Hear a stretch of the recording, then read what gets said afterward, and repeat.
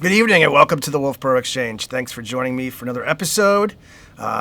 Things are running smoothly here tonight. Things are actually moving pretty progressively fast.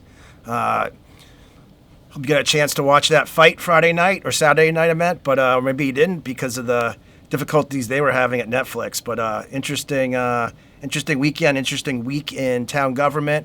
Little road update for you in the downtown Wolfeboro area. Dawson's excavation is currently wrapping up the final phase of this fall's water project in downtown Wolfeboro. You'll see they're doing the crossings now.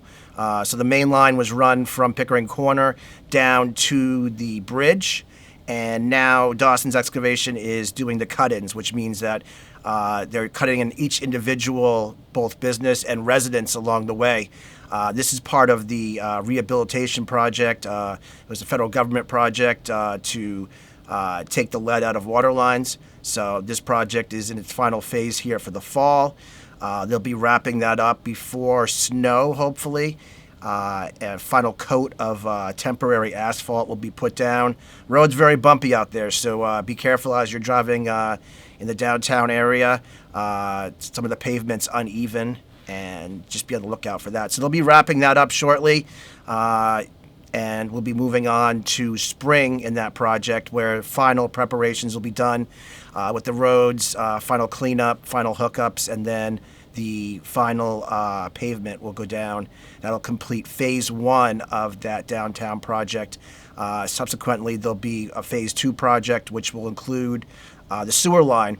The sewer line runs down the center of the road, and many will ask, why couldn't they do both at the same time? One, it was two specific grants. Two, because the sewer line runs down the middle of the road, it would have meant digging up way too much of the road for this initial project. So that'll occur phase two somewhere down the line, and then you're looking at phase three somewhere down the road, which will be the DOT project. As we discussed in last week's episode, the potential for roundabouts. DOT came to a special selectmen's meeting last Wednesday night. I watched the meeting. Looked like there was about 50 people. Some really good questions were asked from the public, and good information was given out. The board was polled at some point along the way in the video by a member of public, and it seemed that the board overall supports the concept of the Rotary, at least when it comes to the Rotary at Pickering Corner. I think there was some discussion back and forth about the Rotary up on McManus Road, but by and large, that's what kind of came out of that meeting. It would have been nice to have seen some more people actually attend. I still think, and I have a strong feeling that many of people in the public really don't know about the roundabouts, and I think that's going to catch people by surprise as we move forward in these potential projects. So they're going to put it out. You're going to see it again, potentially in the warrant this year. So when we go to election time in March, there'll be a warrant, which it might be an informational warrant that asks people their opinion on it. But the Board of Selectmen's working through that currently right now and looking at weighing how that's presented to the public to, one, not only get the information out again, but two, get that final input. What do we want here in Wolfeboro? It's going to change the look of town, and it's going to change the way, traffic flows. So keep a lookout on that. Keep a lookout for that, and stay tuned for more information on that. It's an important topic that's going to affect us all. I did watch the planning board meeting from last week. There was a series of cases that came before the board. And it seems that it's a busy time of the year for planning board. A lot of people looking to take on some new projects, some new building around town, and so there are a lot of interesting cases that came before the board. There's also a project where the Three Sisters gas station, which it would be at that actually Rotary, is looking to put a storage shed out behind the gas station. So a lot of different little topics that were brought up during that meeting that were covered, but nothing unusual or really interesting to report back about that planning board meeting. Some events that are going on in the near future here in Wolfeboro. As we try to cover these events every week to keep people apprised of what's going on here in Wolfeboro and what people are talking about and what people are doing.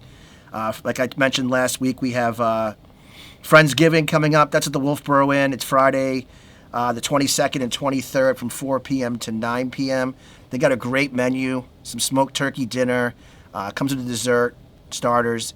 So that's something happening here in Wolfeboro. 32nd annual Turkey Trot. That's an event that's put on every year by Wolfeboro Parks and Recreation. It's Saturday, November 23rd, 8 a.m. to 12 p.m.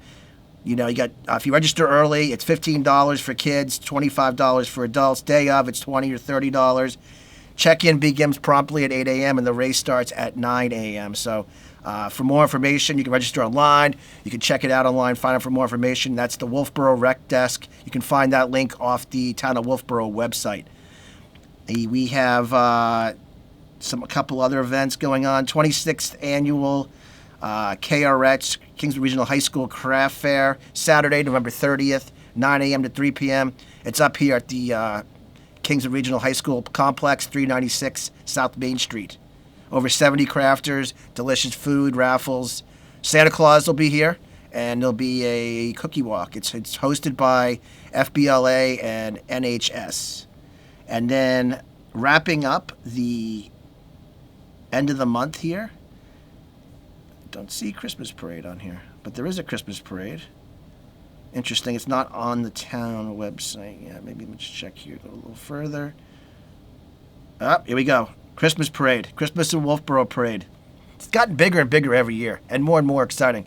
And Tim, here from Wolfeboro Community Center covers that, for the TV station. And if you're not around, you can still catch it on the YouTube channel or Wolfeboro Community TV. That's going to be Saturday, November 30th, from 3 p.m. to 4 p.m.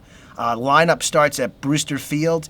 The whole procession with Santa and all the reindeer make their way down just past the Christmas tree. They then turn around, they come back, and Santa and Mrs. Claus light the tree. So that is Saturday the 30th, 3 p.m. to 4 p.m. And they're from noon to 4. Fill a truck with toys at the Wolfeboro Children's Christmas Fund. Bob's fire truck will be parked at the Chamber of Commerce building, 32 Central Ave.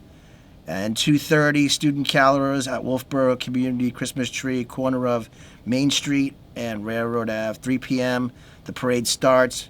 4 to 5, Santa and Mrs. Claus head up to the hut, which is right adjacent to the park right there.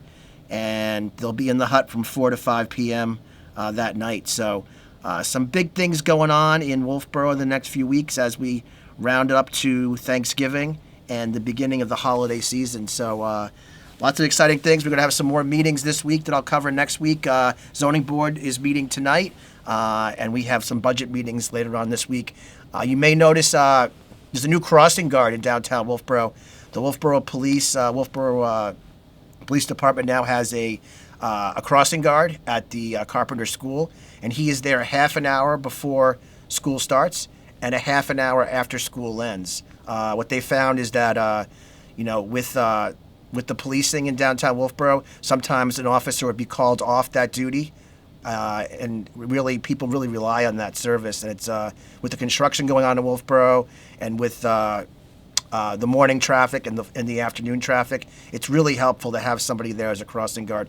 So the Wolfeboro Police hired an older gentleman to help do that, and he's working for the department, and he makes sure the kids get across the street safely in the morning and at night. So be on the lookout for that. Anyways, appreciate you following this show, and check out more on Wolfeboro Community TV and on the YouTube channel. And we'll see you next week for the Wolfeboro Exchange.